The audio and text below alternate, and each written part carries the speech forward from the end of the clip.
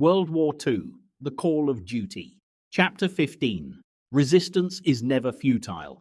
April to June 1943. Written by Liam Dale. Narrated by Liam Dale. When considering the history of World War II, 1943 is of vital importance.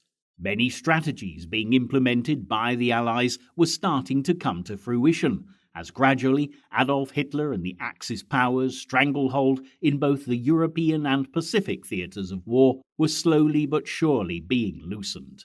The Germans and the Italians faced humiliating defeat on the northern shores of Africa, as the Allied armies, under America's General Eisenhower, forced them to abandon the continent altogether. The battle for North Africa had already helped draw some of Hitler's military resources away from the Eastern Front, where his forces had taken on Russia's Red Army, as all the while the Allies would keep the pressure up on Germany itself with heavy bombings of the nation's major industrial cities.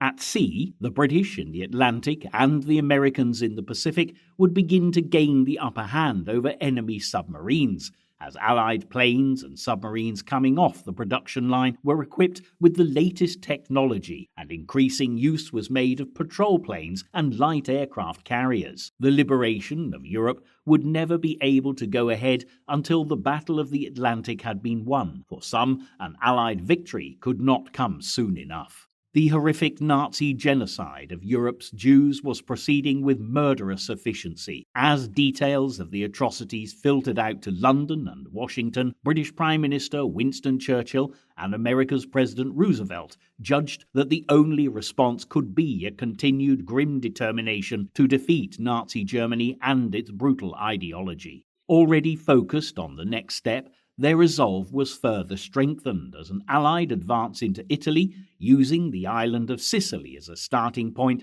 had more poignant purpose than ever. To set the scene, back in late 1942, British and American forces had made successful landings in North Africa. The Allies had also won over to their side many French commanders there, who had previously been loyal to the French Vichy government that was collaborating with the Nazis. But in the spring of 1943, Germany and Italy had continued to send reinforcements from Europe across the Mediterranean, and the relatively inexperienced Allied troops moving from Algeria into Tunisia had met stiff resistance. They were having to learn fast in the most difficult of conditions, but progress was being made. To the south, the 8th Army, led by British General Montgomery, had driven the Germans back from Libya and into Tunisia, as Erwin Rommel, who was suffering from the strain of months of combat, had been recalled by the Führer and replaced. In the South Pacific, the Americans and Australians had begun what they hoped would be a series of victories against the Japanese in the Solomon chain of islands north of Australia. With some difficulty and at a cost of many lives,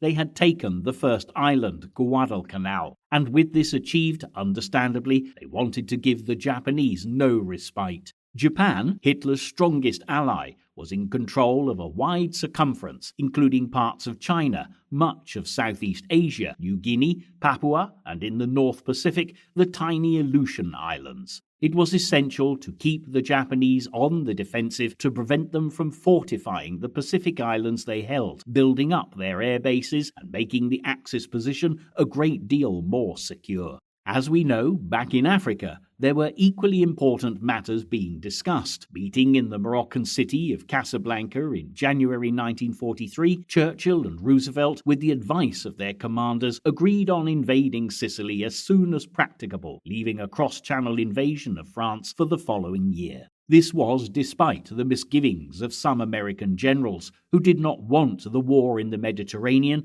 to use up much time or military resources. The hope was that Italy could be taken out of the war, and the Allies would be able to buy more time to build up their military strength before any invasion of northern France. The British knew they were fighting a powerful military-industrial machine that was yet undamaged in its heartland. Hitler and the Axis powers would have to be worn down by a second front in Italy first, before a direct invasion of France could realistically be considered. So, By the time April 1st, 1943 dawned, events in North Africa and plans for the invasion of Sicily became of paramount importance for both sides in the conflict. Germany's military commander in the Mediterranean and North Africa, General Albert Kesselring, could congratulate his forces on having slowed the Allied advance across Tunisia from the west. But time was not really on the side of the Germans and Italians. The Axis forces were slowly but steadily being pushed back in southern Tunisia towards the capital, Tunis.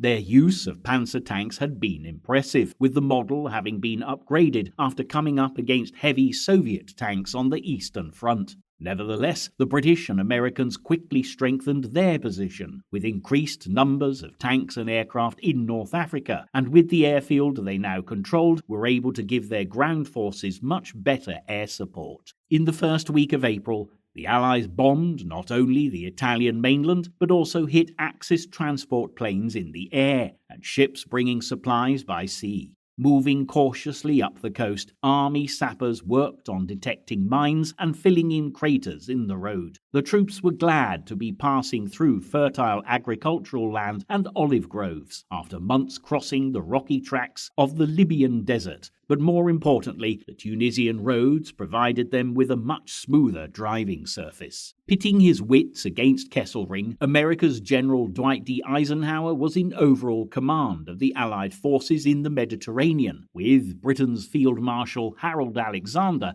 as his second in command. Alexander strategically reorganized the Allied front, placing the American forces that were moving in from the west opposite the town of Bizerte on the northern coast road into Tunis. Also, the British First Army that had arrived in North Africa with the Americans some months earlier were ordered to head for the Tunisian capital. One of the last major confrontations for Montgomery's weary men was the Battle of Wadi Akarit, about 17 miles north of Gabes. The fighting was bitterly hard fought, but the British infantry, supported by plenty of artillery, were able to instigate an all-out attack across the plain. On the evening of April 7th, the Americans, along with the British First Army forces, at last linked up with the 8th Army soldiers, many of whom had never even met an American before.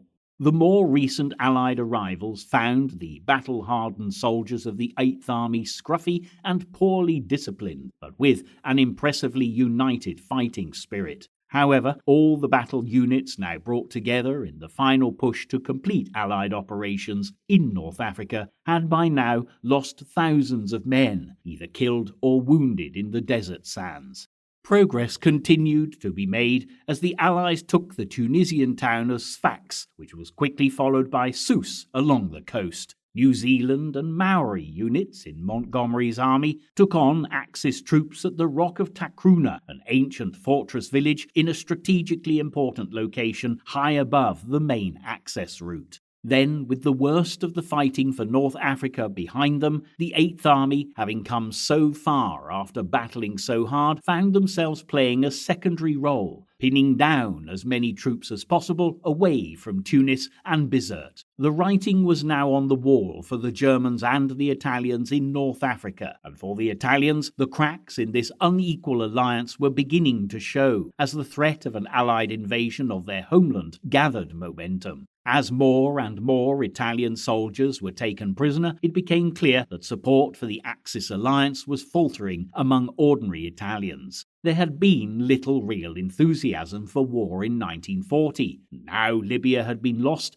the country that Mussolini had hoped would be the crown of a new Italian empire in Africa, there seemed little to be gained. What's more, the people of Italy were unhappy with the treatment of Italian workers drafted into the German factories, and even their leader, Benito Mussolini, was questioning Hitler's intentions, as the supply of coal and oil that Germany had promised did not always materialize. When Hitler and Mussolini met near Salzburg in Austria, both appeared to be visibly strained. Those around Hitler were shocked to see how sick and despondent Mussolini looked as he urged peace talks with the Allies, but the German Führer would have none of it.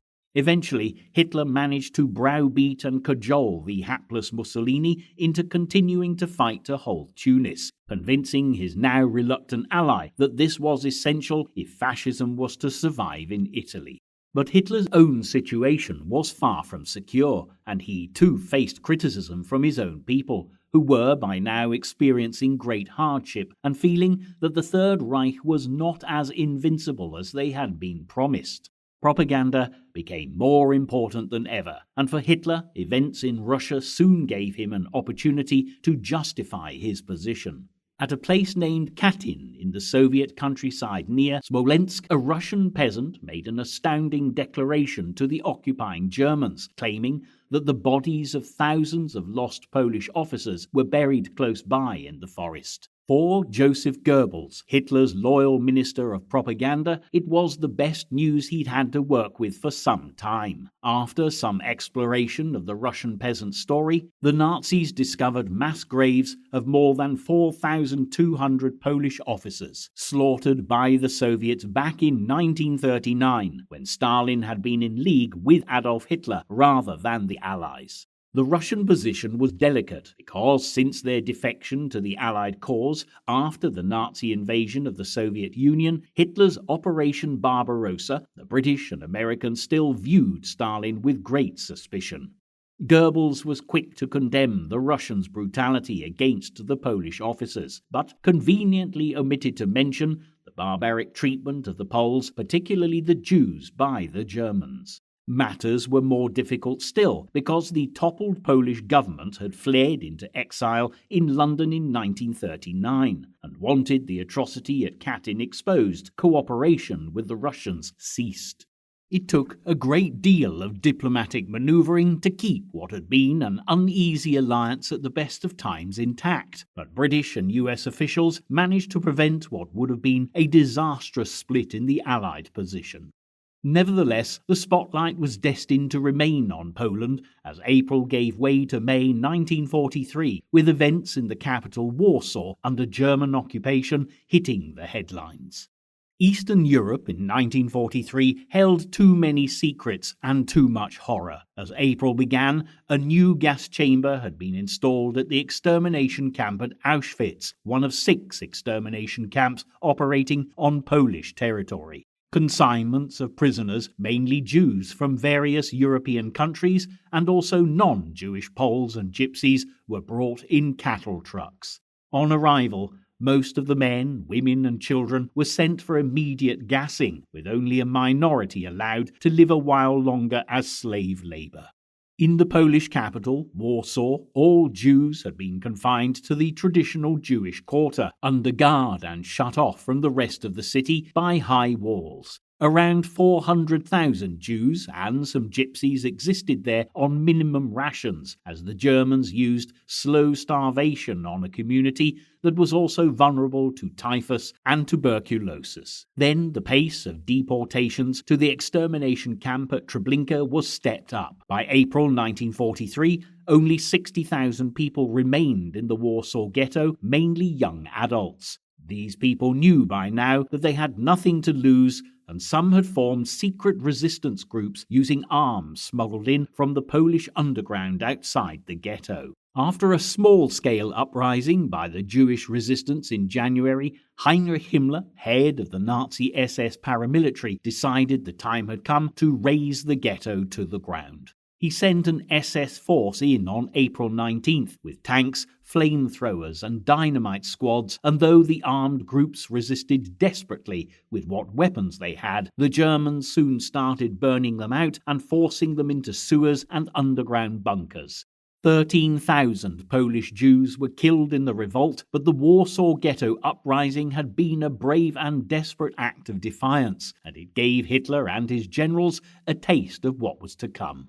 Resistance against the Axis was growing stronger by the day, and as battles intensified across the globe, it was a time of intense planning and strategizing for the Allies. Keeping the seaways open to move troops into position all over the world was of vital importance, and while the British Navy was taking a lead role in the North Atlantic, in the South Pacific theatre of war, US pilots and Marines were spearheading the Allied counterattack against Japan's drive for dominance. In New Guinea and the Solomon Islands, Japan was now fighting a defensive war under the direction of Admiral Isoroku Yamamoto.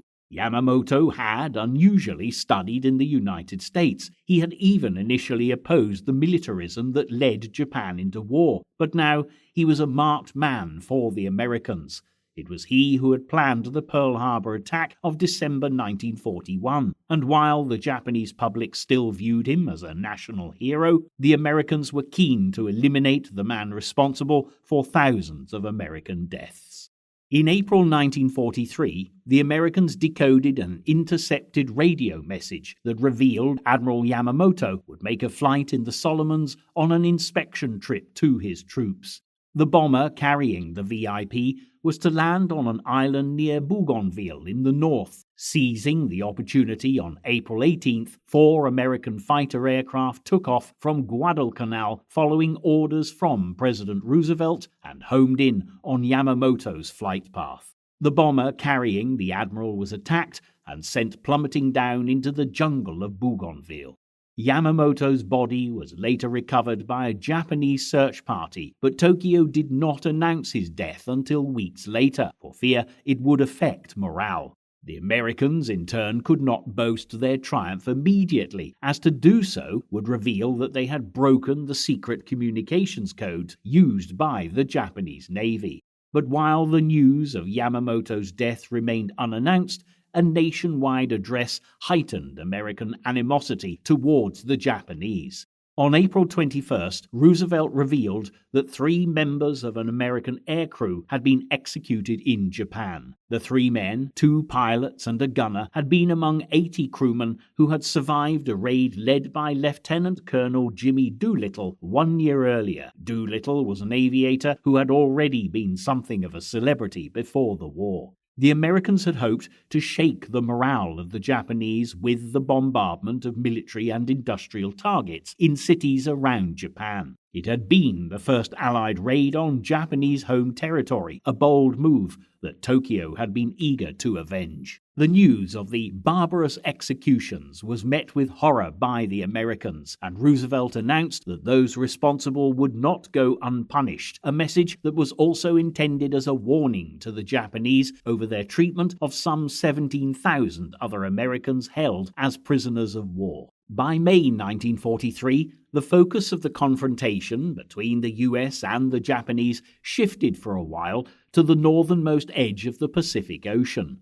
There, a chain of tiny volcanic islands, the Aleutians, extended out from the US state of Alaska towards Siberia and Japan. In 1942, Japanese forces had moved onto the 2 Aleutian islands nearest to Japan, Attu and Kiska. Thanks to their codebreakers, the Americans had ignored this invasion as they knew it was merely a diversionary tactic, and that in fact the Japanese intended to attack the strategically important island of Midway in the central Atlantic. Nevertheless, while Tokyo made much of the invasion of the Aleutians in their propaganda, the Americans were soon looking for a way to oust them, and to this end began to build an airfield on Adak Island near Alaska. Towards the end of April, US invasion forces had set sail from San Francisco bound for Attu Island, a barren landscape, often so windy that barely a tree could grow. After 2 days, the US warships were in position and started to bombard Japanese defenses, and by the beginning of May,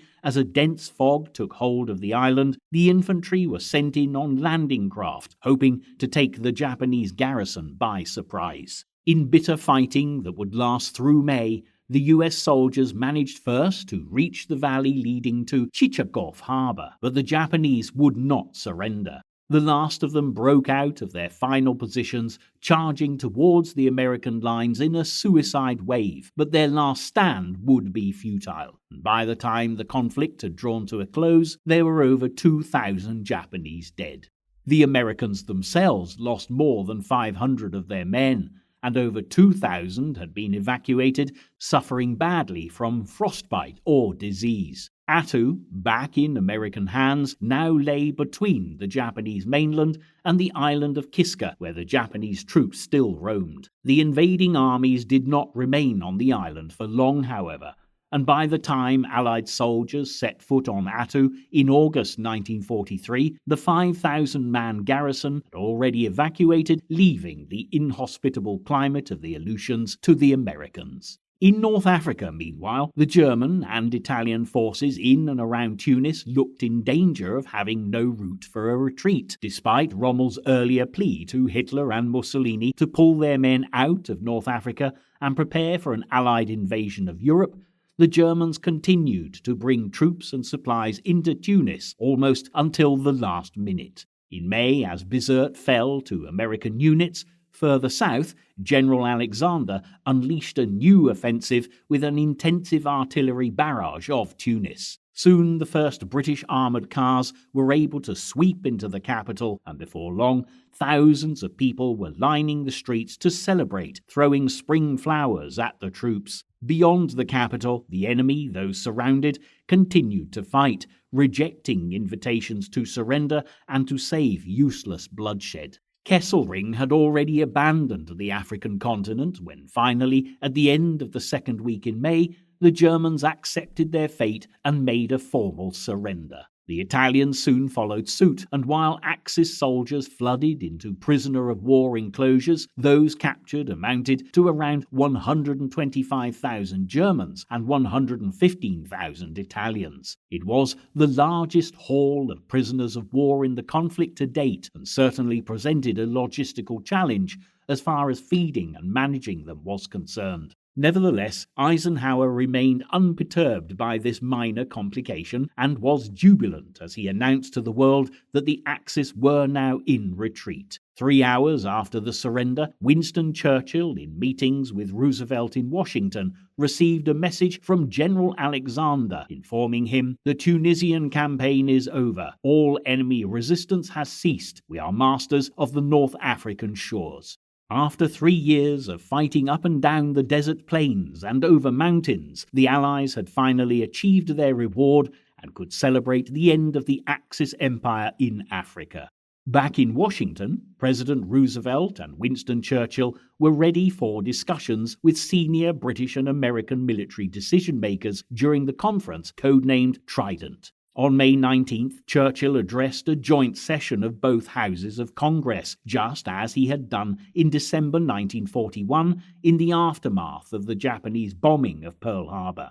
He was greeted by prolonged cheering even before he began his speech, but with the Axis still at large, Churchill was eager to get down to business. All war plans, he said, must be dominated by the supreme objective of getting to grips with the enemy.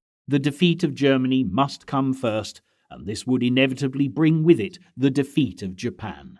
But there were disagreements between Allied commanders over the best course of action to take next. Churchill argued for an invasion of mainland Italy, which he believed would serve to draw German troops away from the Russian front, where Stalin's forces were still battling for survival. The Americans, on the other hand, wanted a full-scale invasion of France launched as soon as possible, and believed that no operation should be undertaken which might delay this effort. After long deliberation, an agreement was eventually made between the Allies to invade France in early 1944, with the date tentatively set for May. Churchill would also get his way, and a lower-priority Italian campaign was planned with immediate effect to take Italy out of the war.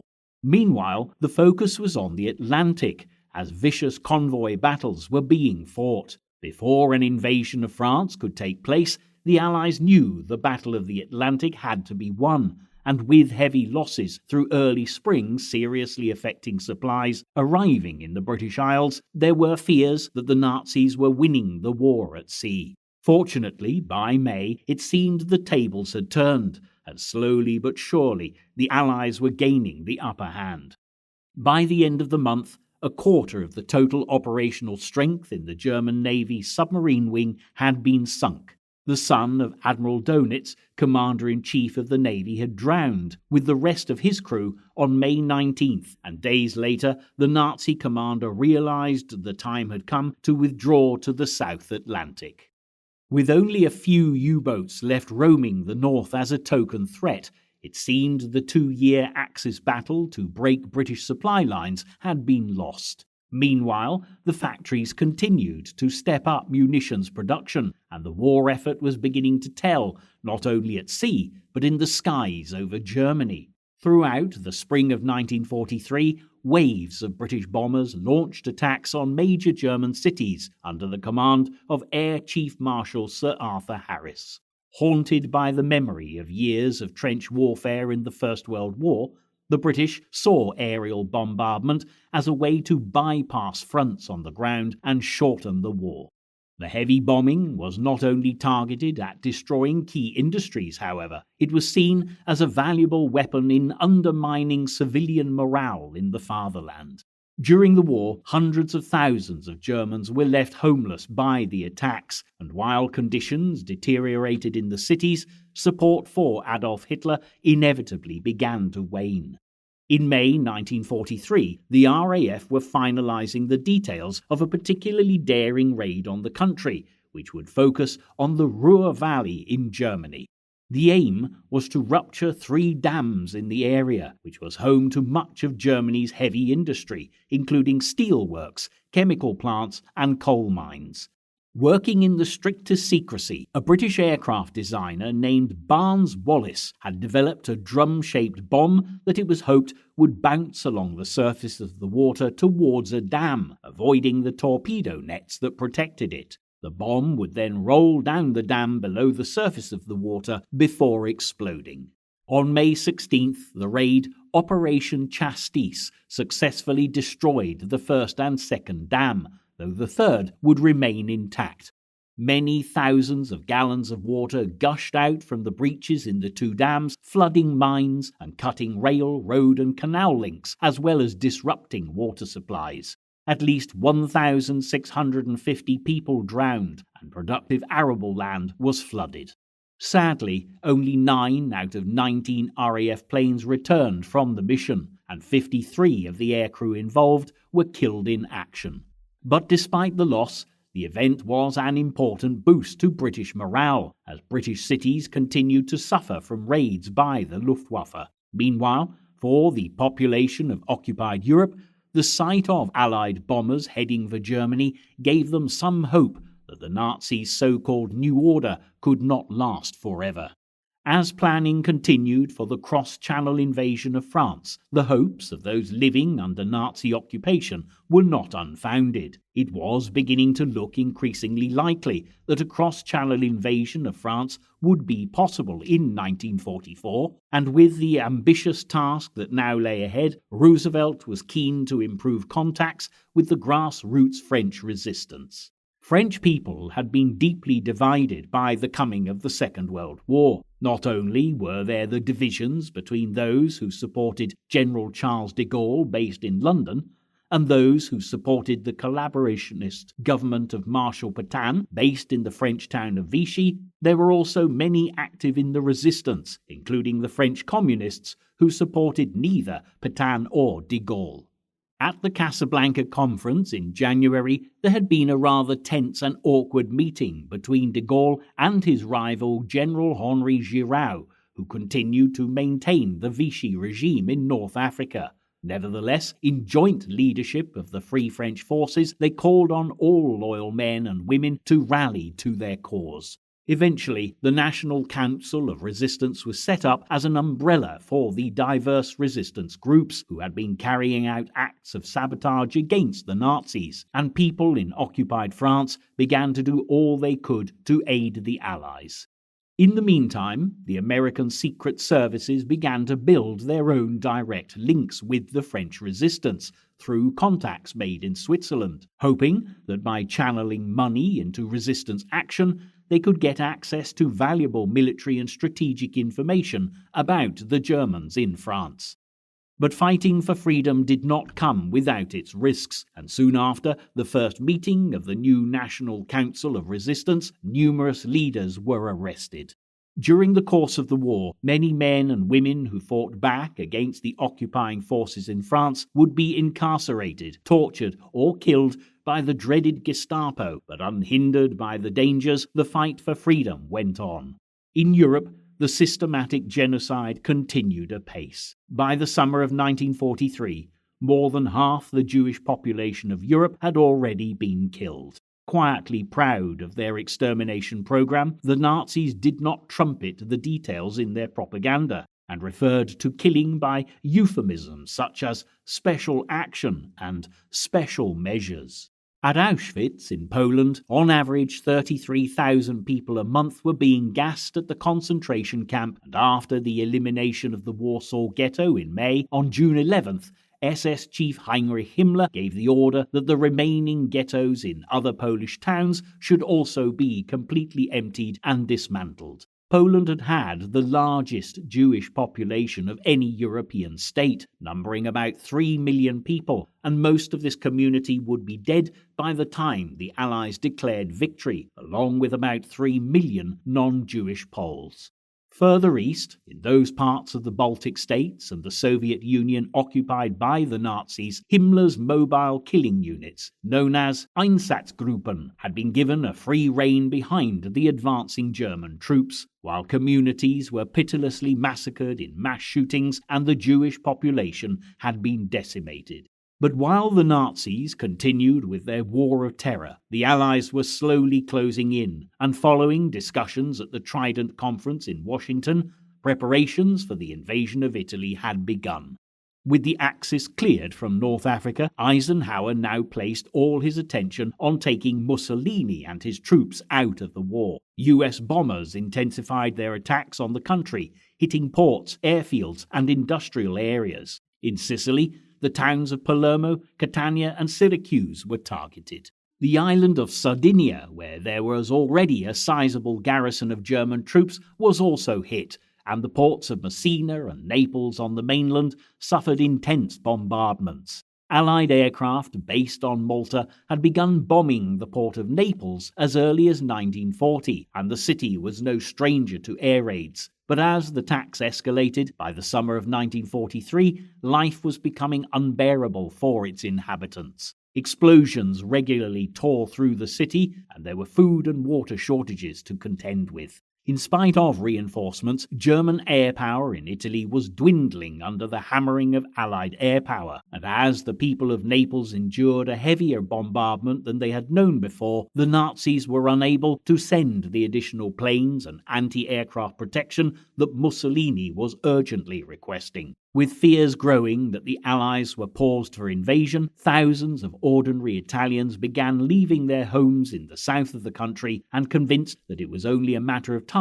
before Allied commanders launched the attack, the Germans began moving additional troops into Italy from France. Meanwhile, the Allies had spent time deliberating the best course of action when planning their campaign, and had finally decided that Sicily would give them the best foothold for an invasion of Italy. The tiny Italian island of Pantelleria, on the other hand, which lay astride the route to Sicily, not far from the Tunisian coast, would be a stepping stone to the larger island. With its sheer cliffs, Pantelleria had been used by the Axis powers as a base for aircraft and submarines, and from here many attacks had been launched on British sea traffic in the Mediterranean.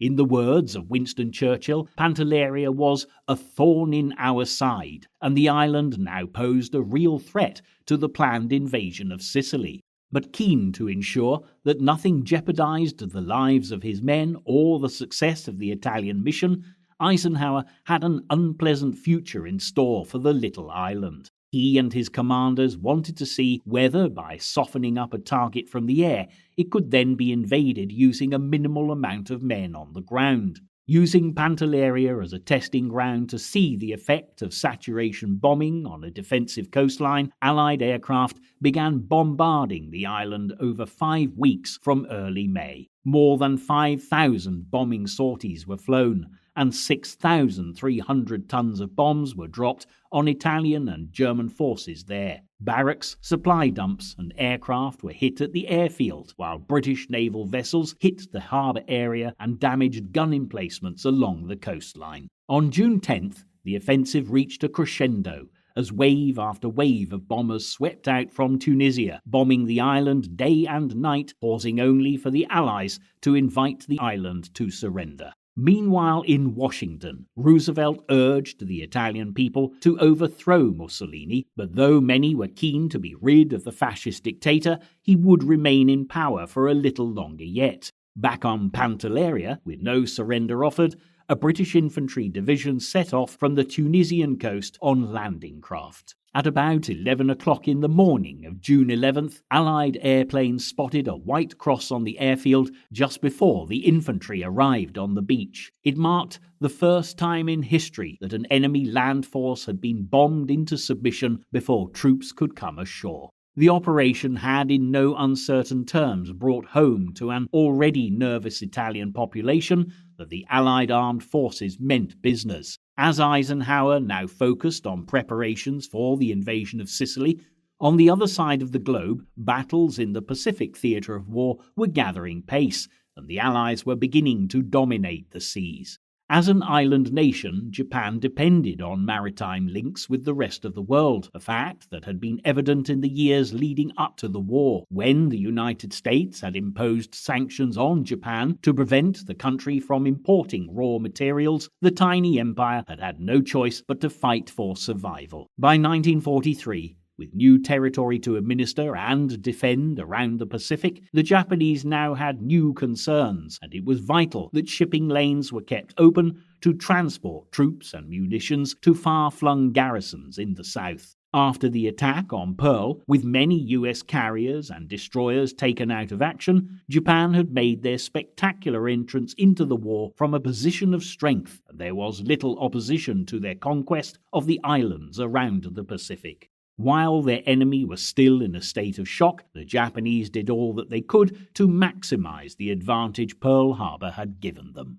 The crews of the Japanese submarines were expertly trained, and they were equipped with what were called long-lance torpedoes. These torpedoes had proved vastly more effective than those on the American submarines, which often turned out to be duds, either failing to explode on impact, detonating before reaching their target, or veering wildly off course. Military planners in the United States had been increasingly focused on the technology and tactics that would allow them to gain the upper hand against the Japanese in the Pacific theatre of war, but the events at Pearl meant they needed to work even harder. At the beginning of the Pacific War, US submarine commanders had felt ill-prepared for the battles that lay ahead. Eventually, though, the US military decision-makers finally listened to their submarine commanders, and in 1943 redesigned their torpedo, issuing a model with a stronger firing pin at its head. It was time for the rules of submarine warfare to change, as the Americans took advantage of the element of surprise. Using shock tactics, the Americans launched surprise attacks on Japanese merchant shipping, and this strategy quickly became the order of the day. As this proved to be very effective, the US submarines became even bolder, attacking closer to the surface rather than from the depths of the ocean without a periscope in sight. This was only possible because, a year earlier, American codebreakers had succeeded in deciphering the Japanese naval codes and were now forwarding critical information to submarine captains with information on possible targets on the surface. Consequently, US submarines were equipped with radar to detect vessels in the vicinity, while patrolling planes were used to spot enemy submarines below the surface. The strike rate against Japanese vehicles rose dramatically through 1943 as the Americans targeted both military and merchant shipping, even fishing fleets. Slowly but surely, the Allies were gaining the upper hand in the stormy waters of the Pacific, and with General Douglas MacArthur at the helm as Supreme Commander of Allied forces in the Southwest Pacific area, the Japanese were now facing a formidable enemy, at sea, in the air, and on land. Taking control in the skies had continued to be a preoccupation in the South Pacific, where American and Australian forces were gradually making inroads along the southernmost perimeter of Japanese-held territory. At the beginning of June, the American Admiral William Halsey gave orders for the invasion of New Georgia, the largest island in the western province of the Solomon Islands chain that lay immediately north of Guadalcanal.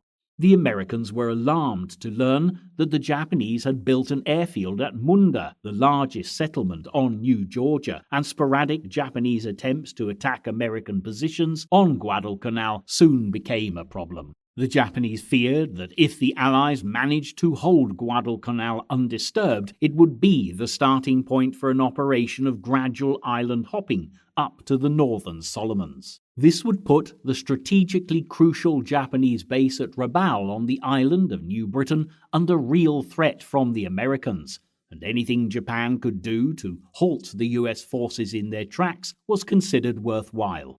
Even though the Japanese attacks on Guadalcanal were unlikely to shake the occupying troops from their positions, it was a hindrance, although the American advance towards Rabaul still gathered momentum. US Marines landed on the undefended southern tip of New Georgia and started an overland advance to the island's Viru harbor. Without waiting to evict the Japanese garrison of more than 10,000 troops who were occupying the rest of the island, they began building an airfield where they'd landed. Within just a fortnight, Allied planes based at this new airfield were providing invaluable air support for the battle to take control of the whole of New Georgia. And as well as securing this island, when the Japanese airbase at Munda Point fell into Allied hands just a few weeks later, the American troops at Guadalcanal were left in peace. The Japanese attempts to bomb American positions on Guadalcanal from their base on New Georgia had been an indication of the kind of problem that the Allies could expect if Japan was allowed time to consolidate the perimeter defenses of its newly conquered empire. The Japanese culture of no surrender meant that every square mile of territory in the Pacific, whether on land or at sea, would have to be fought for to the death if necessary.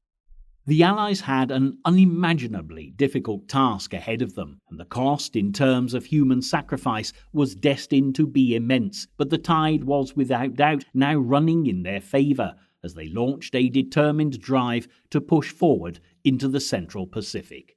And it wasn't only in the Pacific that the Allies were realizing that winning the war and ridding the world of Adolf Hitler and the Axis powers was going to be a costly business. The war was also taking its toll on civilian populations everywhere, because in the Soviet Union and throughout Europe the death tolls reached horrific proportions.